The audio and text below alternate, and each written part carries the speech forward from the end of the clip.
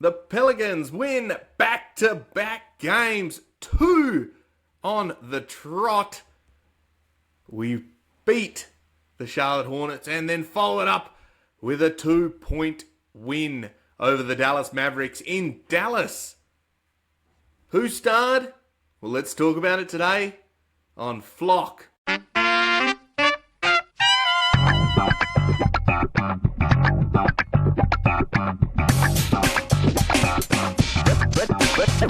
Ready?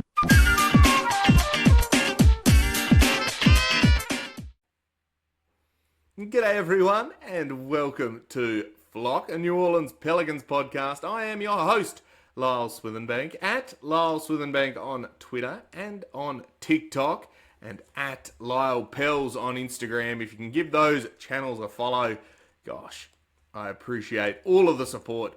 The Pelicans win again.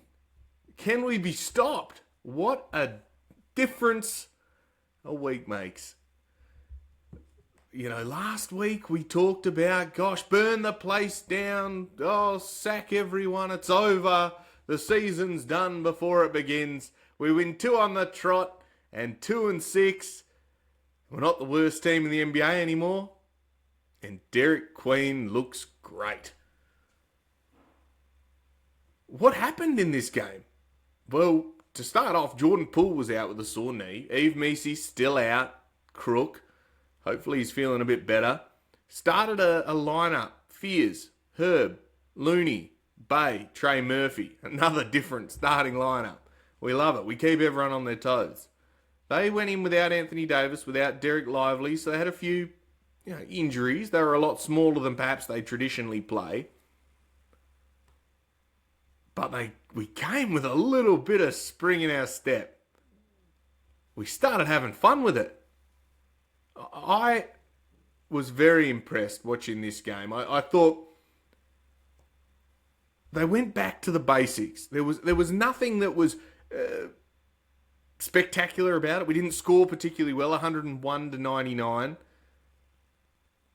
Dallas, of course, are injury marred, as we talked about, so it wasn't like we were against a top side, but they played with a bit of joy.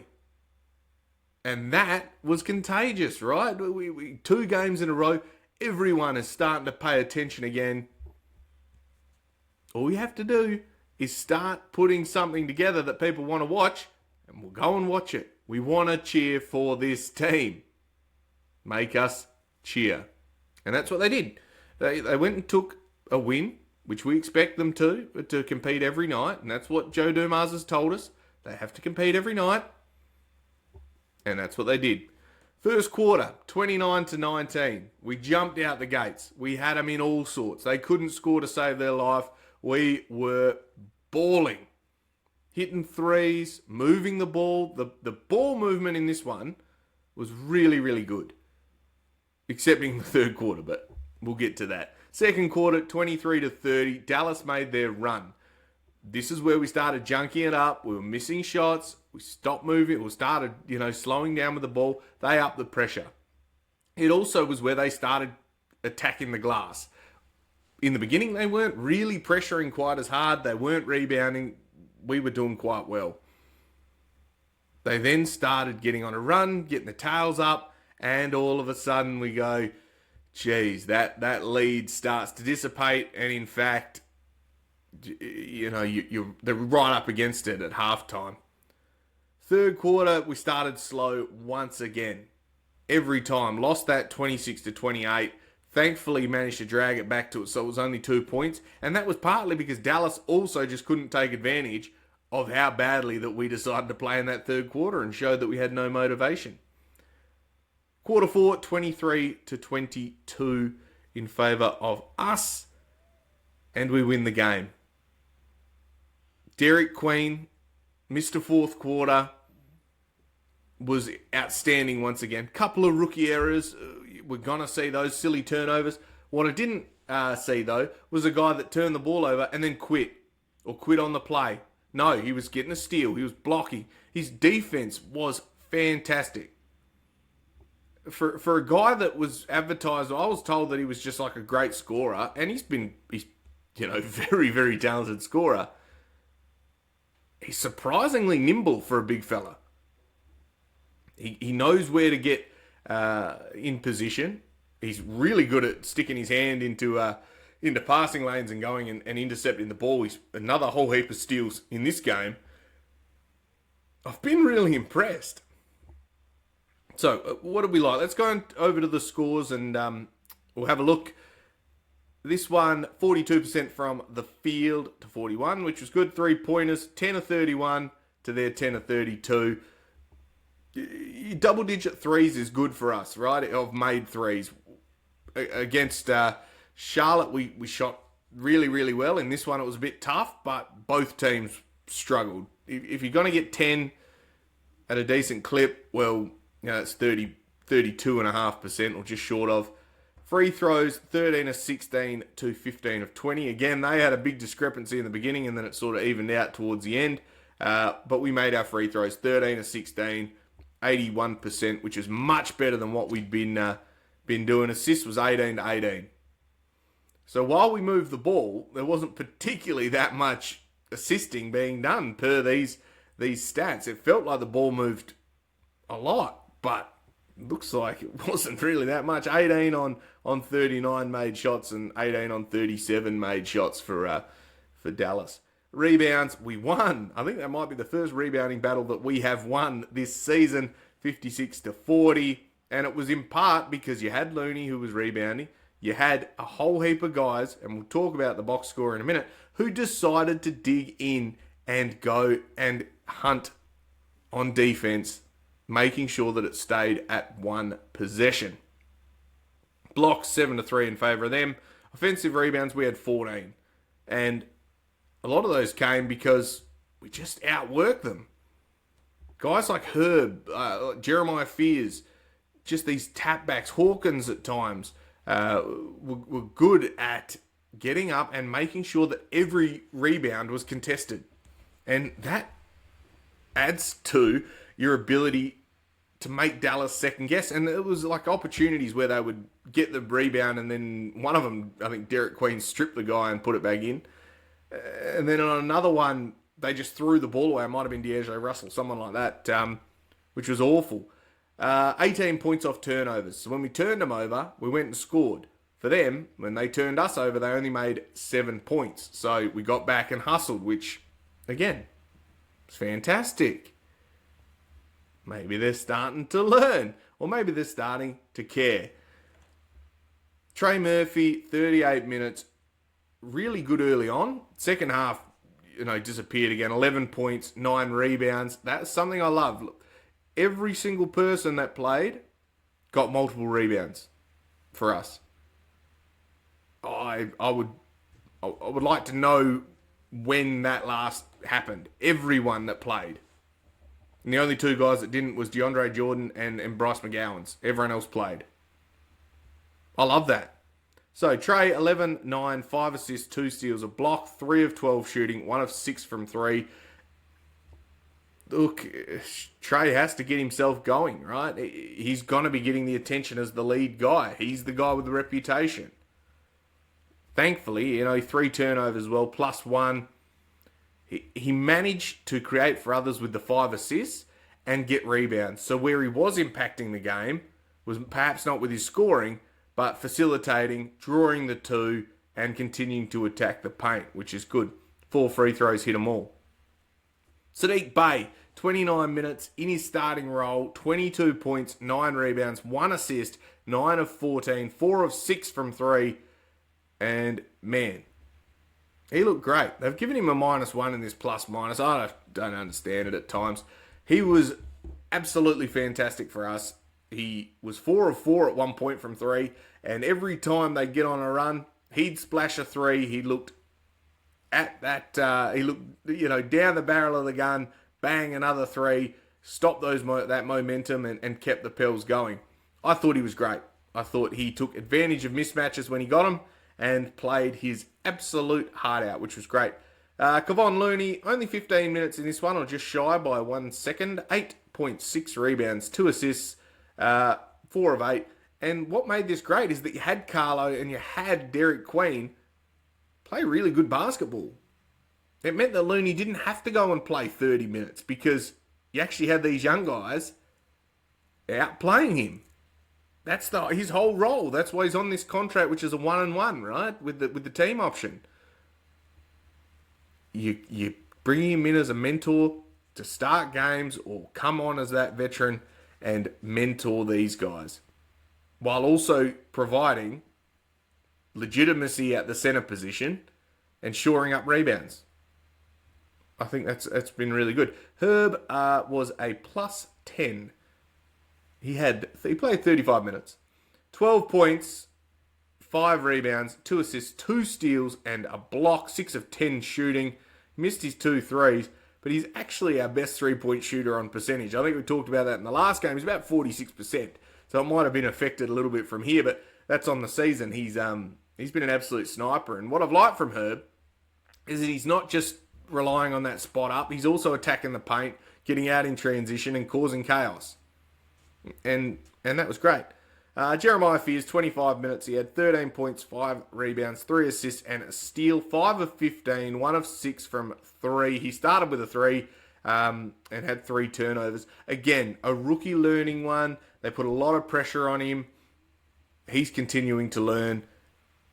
I don't mind him taking those shots. I mean, one of the shots he hit was like this buzzer beater before the shot clock expired. And when you put in those positions, well, that happened a little bit. And I think sometimes he gets a little bit indecisive between, should I just continue to attack or do I actually have to give it off to someone else? And all of a sudden he pauses.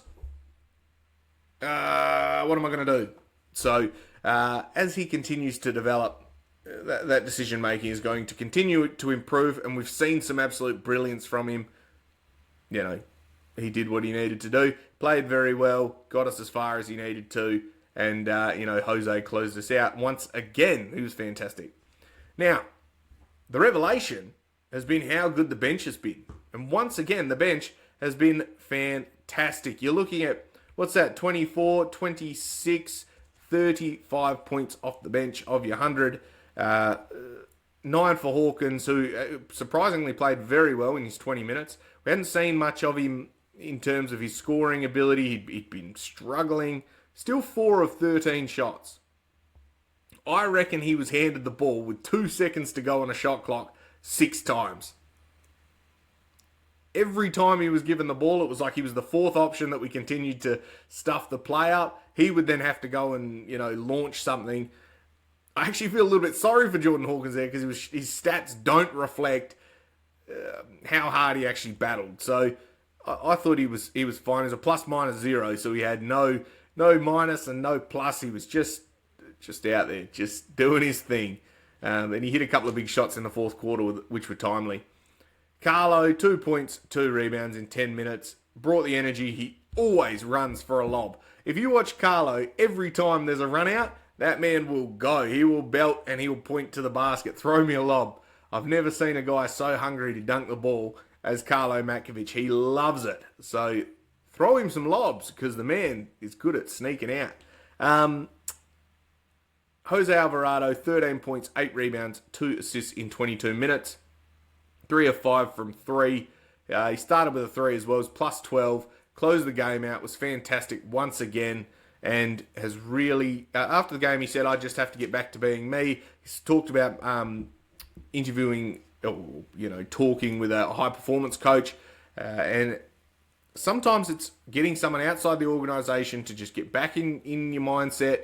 This is what I need to do to be me. And Jose played a typical Jose game, particularly against his mate Najee Marshall. He was going at everyone, and you love to see it. Jose is the energy factor, so if he doesn't bring the energy, no one else will. He is the Energizer Bunny on this team. So it was really great to see him, really come back into his own and make winning plays. That's what he's been doing, and that has been really, really great to see. Peavy, no points, 3 rebounds. He got the rookie whistle. He defended very, very well. He was a +1 on the night. And Peavy has an uncanny ability to stay straight up. Unfortunately, you can swipe through his arms and still get the foul. So I quite enjoyed what he was doing. He was very good on the defensive end. Missed his, what do you have?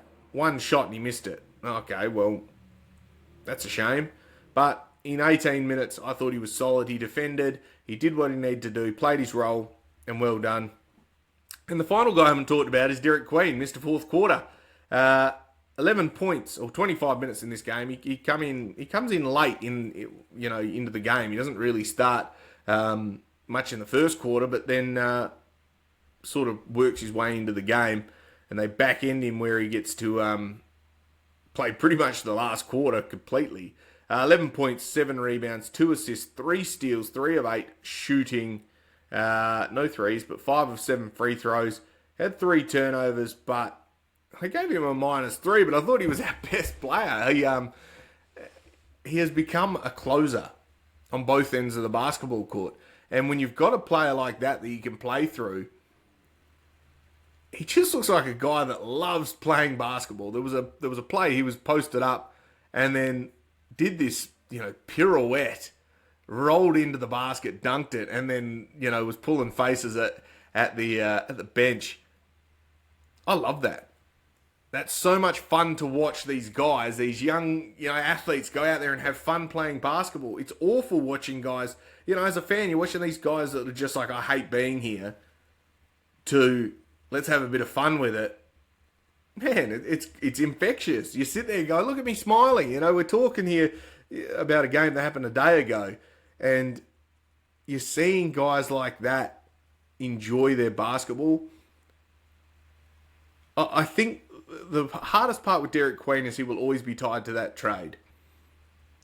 And I was actually, shout out to Locked On, I was listening to that before, and they made a good point, Jake and Dylan on there, about Derik Queen not shying away from it. He really, he doesn't. He says, I've got to prove them right. That's my role now, is that they have invested in me, and so I need to show why I was worth it. And I think 2 things can be true. That can be an awful trade, but he can also be a really good basketballer. And they can both exist in the same time.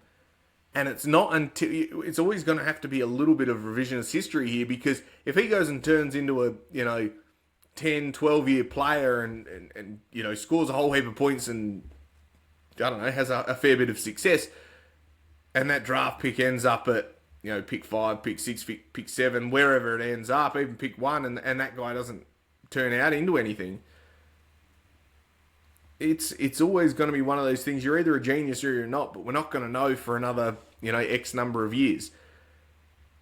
But in the current state, Derik Queen has done everything that we've asked. He's been fantastic. He's waited patiently. He's continued to improve. This is a guy without a preseason. He had, ages off with that sore thumb, or the injured thumb. And he's in his, 6th game of basketball. I don't even think he played in all of them. So we're starting to see him come into his own, become that offensive hub. The ability to pass out of the center position is becoming more and more important. We've seen that with these teams that are coming through. You need centers that can create. Sengun, Jokic, Wemby is another one. You're watching these guys be able to make plays. You look throughout history, you've got the Gasol brothers who are very good at it. DeMarcus Cousins is a very good passer. That's not to say that he ever gets to that level, but you also like having a guy that you can go and rely on to get a bucket or to create for others. Being clever at basketball is a great advantage, particularly if you're not the fastest or the slowest or the most athletic. And that's okay if you're the cleverest. And I think the Pelicans have desperately needed someone that was naturally talented and naturally understood the game of basketball. And I think we've had a few. I think Zion is like that. A bit cerebral with it. But getting another guy in there, I think Jeremiah Fears is another guy like that. I think Herb on the defensive end, definitely. But also having the talent to be able to back it up, right? Herb is immensely talented. But is he an A-grade scorer? Well, that's not how he plays his basketball. It's not to take away from the greatness of Herb Jones. But having a guy that understands it, knows how to create for others, knows how to be a, that offensive hub is what everyone's calling him. and what Willie Green called him in the post-game, I'm looking forward to seeing his development. And yeah, he might go and have, a couple of stinkers, but he's a rookie, he's 20-year-old. You're going to have games like that. So all I can say is, good to have him here. They're all trying to find him a nickname. I'm putting forward Mr. Fourth Quarter. And, maybe that's a pretty tough nickname for a guy that's had 2 really good fourth quarters. But so far, really, really good. So next game is tomorrow, my time. Tomorrow morning, so it'll be Friday night. There was only one game on today, so that was a bit boring. But NBA Cup games kick off again. We're playing Saturday or are we playing Sunday? We're playing Sunday, in fact, so Saturday night. So we get another day off. 9 a.m. my time, so I suppose that's 7 p.m. Saturday night in New Orleans, I think, at the Smoothie King Center. No, in San Antonio. So the road trip continues. We're on a Texas road trip at the moment. So another chance to go at Victor Wembanyama and his team. And this time, hopefully, we can do a little bit better and secure that victory. We pushed them to overtime, if we recall, but failed to close that game out. Maybe things will be different.